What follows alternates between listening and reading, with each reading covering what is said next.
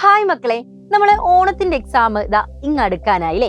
അപ്പൊ എല്ലാവരും പഠിക്കുന്ന തിരക്കിലായിരിക്കും. ചില ആളുകളൊന്നും പഠിക്കാതെ ഇങ്ങനെ ഒഴപ്പി നടക്കായിരിക്കും അല്ലേ. പക്ഷെ ഇനി നമുക്ക് സമയമില്ല, വളരെ കുറച്ച് ദിവസങ്ങൾ മാത്രമേ ഉള്ളൂ. അടിപൊളിയായിട്ട് നമുക്ക് മാർക്ക് സ്കോർ ചെയ്യേണ്ട ഒരു എക്സാം ആണ്. ബിക്കോസ് നമ്മളെ ഫസ്റ്റ് മെയിൻ എക്സാമിന്റെ മുന്നോടിയായിട്ടുള്ള ഒരു ട്രയൽ എക്സാം പോലെയാണ് അല്ലേ നമ്മൾ ഈ ഒരു ഓണം എക്സാം എന്ന് പറയുന്നത്. അപ്പൊ ഇന്ന് മിസ് വന്നത് എന്തിനാന്ന് വെച്ചിട്ടുണ്ടെങ്കിൽ, എക്സാമിന് നമുക്ക് ഏറ്റവും കൂടുതൽ മാർക്ക് സ്കോർ ചെയ്യാൻ പറ്റിയ ഒരു സെക്ഷനാണ് എസ് എ സെക്ഷൻ എന്ന് പറയുന്നത്. 8 മാർക്കിനാണ് സാധാരണഗതിയിൽ നമുക്ക് എസ് എ ചോദിക്കുക. നമുക്ക് 4 ക്വസ്റ്റ്യൻസ് ആയിരിക്കും ഉണ്ടായിരിക്കുക. 2 എണ്ണമാണ് നമ്മൾ തിരഞ്ഞെടുക്കേണ്ടത്. അപ്പൊ ഇത് തിരഞ്ഞെടുക്കുന്ന സമയത്തും അത് എഴുതുന്ന സമയത്തും ഒരുപാട് കാര്യങ്ങൾ നമ്മൾ ശ്രദ്ധിച്ചിട്ടുണ്ടെങ്കിൽ ഈ 8 മാർക്ക് നമുക്ക് കംപ്ലീറ്റ് ആയിട്ട് സ്കോർ ചെയ്യാൻ പറ്റും. അപ്പൊ എന്തൊക്കെ കാര്യങ്ങൾ ശ്രദ്ധിക്കാമെന്ന് നമുക്ക് നോക്കിയാലോ. നമ്മൾ ആദ്യം തന്നെ 4 ഓപ്ഷൻസ് ആണ് നമ്മുടെ മുമ്പിലുള്ളത്. ഈ 4 ഓപ്ഷൻസ് നമ്മൾ തിരഞ്ഞെടുക്കുമ്പോൾ സെലക്ഷൻ പ്രോസസ് എന്ന് പറയുന്നത് വളരെ പ്രധാനപ്പെട്ടതാണ്. ആകെ 2.5-3 മണിക്കൂർ സമയത്തിനുള്ളിൽ ഒരുപാട് സമയം ഈ ഒരു സെലക്ഷൻ പ്രോസസ്സിന് ഉണ്ടായിരിക്കില്ല. ടപ്പേന്ന് നമ്മൾ എന്ത് ചെയ്യണം, എസ് എ സെലക്ട് ചെയ്യണം. അപ്പൊ അതിനായിട്ട് നമ്മൾ ആദ്യം തന്നെ ചെയ്യേണ്ടത് നല്ല രീതിയിൽ നമ്മൾ പഠിക്കുക. 4-5 ചാപ്റ്റേഴ്സ് നമുക്കുള്ളൂ, അത് അടിപൊളിയായിട്ട് നമ്മൾ പഠിച്ചു വെക്കാം. എന്നിരുന്നാൽ കൂടെ നമുക്കൊരു പേഴ്സണൽ ഫേവറേറ്റ് എപ്പോഴും ഉണ്ടായിരിക്കില്ലേ. ഈ ഒരു എസ് എ ഞാൻ എഴുതിയിട്ടുണ്ടെങ്കിൽ എനിക്ക് ഒരുപാട് കാര്യങ്ങൾ അവിടെ പറയാനുണ്ടായിരിക്കും. ലൈക്ക് ഇന്ത്യ പാകിസ്ഥാൻ പാർട്ടീഷൻ, അതേപോലെ എമർജൻസി, അങ്ങനത്തെ ഒക്കെ ടോപ്പിക്ക് വരുന്ന സമയത്ത്, ഇലക്ഷൻ കമ്മീഷൻ, അതൊക്കെ വരുന്ന സമയത്ത് ഒരുപാട് കാര്യങ്ങളിലേക്ക് എനിക്ക് എൻ്റെതായുള്ള പോയിന്റ്സ് ഇൻക്ലൂഡ് ചെയ്യാൻ, അങ്ങനെ ഒരു പേഴ്സണൽ ഫേവറേറ്റ് എല്ലാവർക്കും ഉണ്ടാവും. അത്തരത്തിൽ ഒരു ക്വസ്റ്റ്യൻ ആണ് നിങ്ങൾക്ക് വരുന്നതെങ്കിൽ ആലോചിക്കുക മക്കളെ, ഏറ്റവും കൂടുതൽ കാര്യങ്ങൾ ഇൻക്ലൂഡ് ചെയ്യാൻ പറ്റിയ എസ് എ നിങ്ങൾ ചൂസ് ചെയ്യാം. അത് മാത്രം തിരഞ്ഞെടുക്കുക. ഇനി 4 നിങ്ങൾക്ക് ഈസി ആയിട്ട് തോന്നുകയാണെങ്കിൽ ആ ക്വസ്റ്റ്യൻ പേപ്പറിൽ ഒന്ന് ടോപ്പിക്ക് കൊടുക്കുക. 1, 2, 3, 4 എന്ന് കൊടുക്കുക. ഓപ്ഷൻസ് 4 ക്വസ്റ്റ്യൻ ആണല്ലോ, അതിൻ്റെ താഴെ എത്ര ടോപ്പിക്ക് വരുന്നു എന്നൊന്ന് കാൽക്കുലേറ്റ് ചെയ്ത് ഏറ്റവും കൂടുതൽ നിങ്ങൾക്ക് ഏതാണോ കൗണ്ട് വരുന്നത്, ഏറ്റവും കൂടുതൽ പോയിന്റ്സ് ഏത് എസ് എക്കാണോ നിങ്ങൾക്ക് വരുന്നത് ആ എസ് എ ചൂസ് ചെയ്യാം. അപ്പം സെലക്ഷൻ പ്രോസസ്സ് നമ്മൾ കംപ്ലീറ്റ് ചെയ്തു. ഒരു എസ് എ നമ്മൾ തിരഞ്ഞെടുത്തു. ഇനി നമ്മൾ അത് എഴുതാൻ പോവുകയാണ്. നമ്മളത് പ്രസന്റ് ചെയ്യുന്ന സമയം വളരെ പ്രധാനപ്പെട്ടതാണ്. ബിക്കോസ് നമ്മുടെ ക്ലാസ്സിൽ ഒരു 80 അല്ലെങ്കിൽ ഒരു 70 കുട്ടികളുള്ള ക്ലാസ്സിൽ എല്ലാവരും ടീച്ചേഴ്സ് നോക്കണം. പൊളിറ്റിക്കൽ സയൻസ് എന്ന് പറയുന്നത് ഒരു തിയറി പേപ്പറാണ്. അതുകൊണ്ട് തന്നെ തിയറി നമ്മൾ എന്ത് ചെയ്യുക, തള്ളി മറിക്കേണ്ടതും കൂടിയാണ് കുറച്ചൊക്കെ അല്ലേ. അപ്പം ആ സമയത്ത് എല്ലാവരും നോക്കി വരുന്ന സമയത്ത് ഒബ്വിയസ്ലി മനുഷ്യന്മാരല്ലേ, ടീച്ചേഴ്സ് അല്ലേ, ഒന്ന് ടയേർഡ് വയ്ക്കാം. അപ്പം എല്ലാവരുടെ പേപ്പറിൽ നിന്നും എൻ്റയർലി ഡിഫറെൻ്റ് ആയിട്ടുള്ള എന്തെങ്കിലും നിങ്ങൾ അവിടെ കൊടുത്താൽ മാത്രമേ ആളുകൾ ശ്രദ്ധിക്കുള്ളൂ. അത് പേപ്പറിൽ നല്ല ലൈഫിലും അങ്ങനെയാണല്ലേ. എല്ലാവരെ പോലെ നമ്മൾ നടന്നാൽ ആളുകളൊന്നും ശ്രദ്ധിക്കില്ല. കുറച്ച് ഡിഫറെൻ്റ് ആയിട്ടുള്ള രീതിയിൽ കാര്യങ്ങൾ ചെയ്താലേ, ചിന്തിച്ചാലേ മറ്റുള്ളവർ നമ്മളെ ശ്രദ്ധിക്കുള്ളൂ. അത് വിചാരിച്ച് ക്വസ്റ്റ്യൻ പേപ്പറിൽ പൂവും കായും ഒന്നും വരയ്ക്കണം എന്നല്ല കേട്ടോ ഉദ്ദേശിച്ചത്. നമ്മൾ പ്രസന്റേഷൻ ആണ് പറഞ്ഞു വരുന്നത്. അപ്പോൾ ഒരു ടോപ്പിക്ക് പ്രസന്റ് ചെയ്യുന്ന സമയത്ത് എന്തൊക്കെ കാര്യങ്ങൾ ശ്രദ്ധിക്കണം. ഒരു എസ്സേയിലേക്ക് വരുന്ന സമയത്ത് മക്കളെ, സ്റ്റാർട്ട് വിത്ത് ഹെഡിങ്.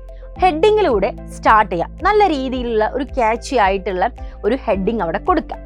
അതിനുശേഷം സബ്ജക്റ്റ് എന്താണെന്ന് കൊടുക്കാം. എസ്സേക്ക് ഒരു സബ്ജക്റ്റ് ഉണ്ടാവില്ലേ, അതായത് ക്വസ്റ്റ്യൻ അതേപോലെ ഈജകോപ്പി അടിച്ച് എഴുതാനല്ല പറയുന്നത്.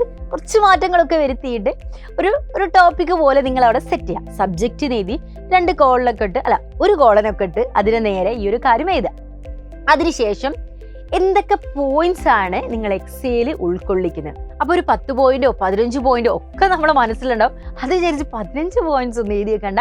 ഒരു 6, 8, 10ൻ്റെ ഉള്ളിലുള്ള പോയിന്റ്സ് അവിടെ എഴുതി വെക്കാം.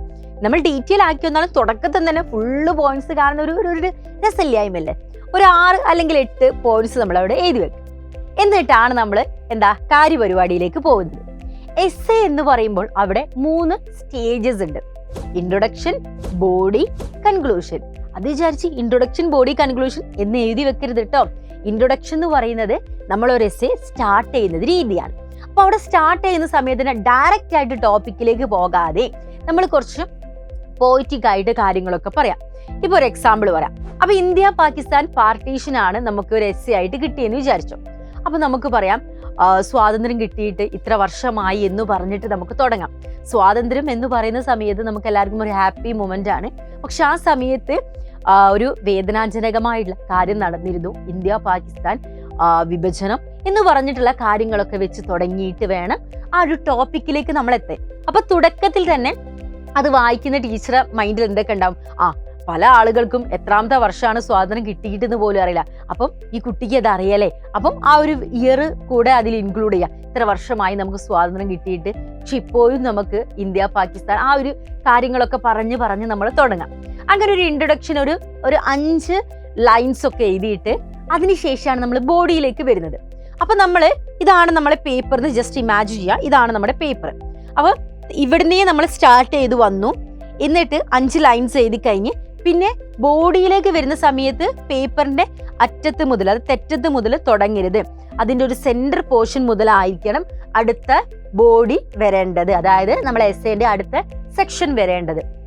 ബോഡി എന്ന് പറയുന്ന സമയത്ത് നമ്മൾ ഒരുപാട് കാര്യങ്ങൾ പഠിച്ചിട്ടുണ്ട്. അതൊന്നാകെ ഡംപ് ചെയ്യേണ്ട സ്ഥലമല്ല, നമ്മളത് കൃത്യമായിട്ട് അറേഞ്ച് ചെയ്യണം. എങ്ങനെയാണ് മക്കളെ കൃത്യമായിട്ട് അറേഞ്ച് ചെയ്യാം? അതിൽ നമുക്ക് എന്തൊക്കെ കാര്യങ്ങൾ യൂസ് ചെയ്യാം? സബ് ഹെഡിങ്സ് യൂസ് ചെയ്യാം, ബുള്ളറ്റിൻസ്, അതേപോലെ എയറോ മാർക്ക് ഇട്ട് കാര്യങ്ങളൊക്കെ പറയാം. പിന്നെ ഈ ഒരു ബോഡി എന്ന് പറയുന്ന സെക്ഷനിലാണ് മക്കൾ എന്ത് യൂസ് ചെയ്യേണ്ടത്? അണ്ടർലൈൻ ചെയ്യേണ്ടത്. അതായത് അത്രയും ഷുവർ ആയിട്ടുള്ള ടോപ്പിക് ഉണ്ടാവും. ലൈക്ക് നമ്മളിപ്പോൾ എമർജൻസി ഒരു എക്സാമ്പിൾ ആയിട്ട് എടുക്കാം. ഇന്ത്യൻ കോൺസ്റ്റിറ്റ്യൂഷനിലെ ഏത് ആർട്ടിക്കിളാണ് പറയുന്നത്? ഇലക്ഷൻ കമ്മീഷൻ ഒരു ടോപ്പിക് ആണെങ്കിൽ അത് ഇന്ത്യൻ കോൺസ്റ്റിറ്റ്യൂഷനിലെ ഏത് ആർട്ടിക്കിൾ ആണ് പറയുന്നത്. അപ്പൊ ആ കാര്യങ്ങളൊക്കെ നല്ല രീതിയിൽ അറിയെങ്കിൽ, കൃത്യമായിട്ട് ആർട്ടിക്കിൾ ഏതാ എന്ന് ഓർമ്മ വേണം കേട്ടോ. അങ്ങനെ അറിയെങ്കിൽ നമുക്ക് എന്ത് ചെയ്യാം? അത് കൊടുത്തിട്ട് അതിന്റെ താഴെ എന്ത് ചെയ്യാം? പെൻസിലിനോട് അണ്ടർലൈൻ ചെയ്യാം. പെന്ന് യൂസ് ചെയ്യരുത്, പെൻസിൽസ് യൂസ് ചെയ്യാം.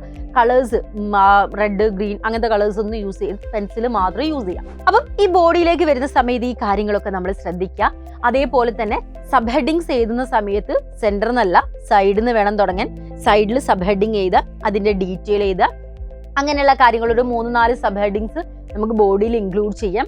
ബുള്ളറ്റിനായിട്ട് കുറച്ച് പോയിന്റ്സ് കൊടുക്കണം. അറഞ്ചം ഇങ്ങനെ വലിച്ചു വാരി എഴുതിടാതെ പറയുന്ന കാര്യങ്ങൾ ബുള്ളറ്റിനായിട്ട് കൊടുക്കുക.